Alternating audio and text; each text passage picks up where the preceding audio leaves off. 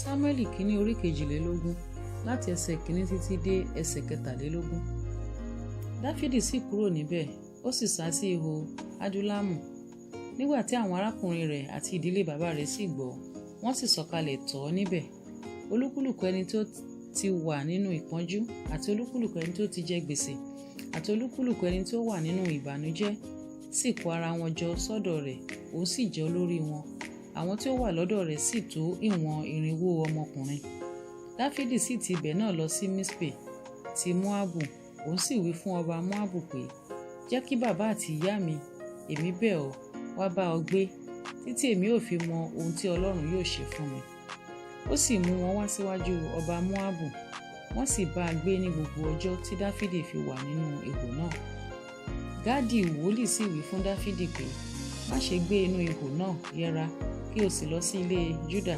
Nígbà náà ni Dáfídì sì yẹra, ó sì lọ sínú igbó Árétì. Sáúlù sì gbọ́ pé a rí Dáfídì àti àwọn ọkùnrin tí ó wà lọ́dọ̀ rẹ̀. Sáúlù sì ń gbé ní Gíbíà lábẹ́ igi kan ní Rámà. Ọkọ̀ rẹ̀ sì ń bẹ lọ́wọ́ rẹ̀, àti gbogbo àwọn ìránṣẹ́ rẹ̀ sì dúró tì í.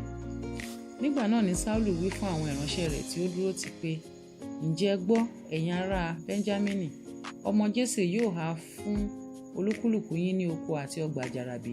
Kí ó sì sọ gbogbo yín di olórí ẹgbẹgbẹ̀rún àti olórí ọrọ̀ọ̀rún bí?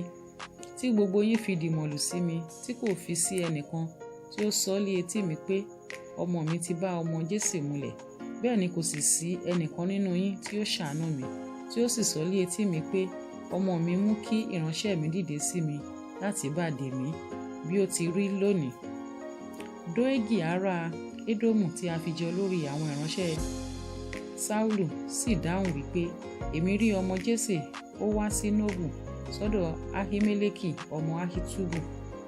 Òun sì béèrè lọ́dọ̀ Olúwa fún un, ó sì fún un ní oúnjẹ, ó sì fún un ní idà Gòláyátì ará Filistia. Ọba sì ránṣẹ́ pé Ahimeleki àlùfáà ọmọ Ahitubu àti gbogbo ìdílé bàbá rẹ̀, àwọn àlùfáà tí ó wà ní Nóbù, gbogbo wọn ni ó sì wá sọ́dọ̀ ọba. Sáúlù sì wí pé, ǹjẹ́ gbọ́, ìwọ ọmọ Ahitubu? Ó sì wí pé, èmi ni olúwa mi. Sáúlù sì wí fún un pé, èéṣe tí ẹ̀yin fi dìmọ̀lù sí mi, ìwọ àti ọmọ Jésè, tí ìwọ fi fún un lé àkàrà àti idà àti lí, tí ìwọ fi béèrè fún un lọ́dọ̀ Ọlọ́run kí òun kí ó lè dìde sí mi láti bá dè mí bí ó ti rí lónìí. Ahimeleki sì dá ọba lóhùn, ó sì wí pé, ta ni olúwa rẹ tí ó ń ṣe ènìyàn rẹ̀ nínú gbogbo àwọn ìránṣẹ́ rẹ̀ bíi Dáfídì, ẹni tí í ṣe àna ọba, ẹni tí ó ń gbọ́ tìrẹ tí ó sì lé ọlá ní ilé rẹ̀?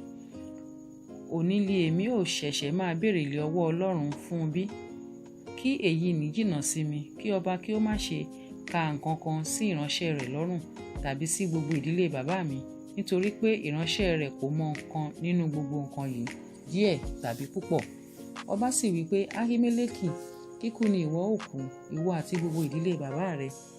Ọba sì wí fún àwọn aṣáájú tí máa ń sáré níwájú ọba tí ó dúró tì í pé, yí padà kí ẹ sì pa àwọn àlùfáà Olúwa, nítorí pé ọwọ́ wọn wà pẹ̀lú Dáfídì, àti nítorí pé wọ́n mọ ìgbà tí òun sá, wọn kò sì sọ lé etí mi, ṣùgbọ́n àwọn ìránṣẹ́ ọba kò sì jẹ́ fi ọwọ́ wọn lé àwọn àlùfáà Olúwa láti pa wọ́n. Ọba sì wí fún Dóégì pé, ìwọ yí padà kí o sì pa àwọn àlùfáà.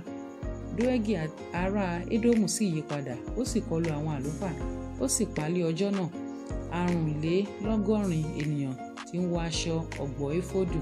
Ó sì fi ojú idà pa ará Nóbù, ìlú àwọn àlùfáà náà, àti ọkùnrin àti obìnrin, ọmọ wẹrẹ àti àwọn tí ó wà lé ẹnu ọmú, àti màálù àti kẹ́tẹ́kẹ́tẹ́ àti àgùntàn.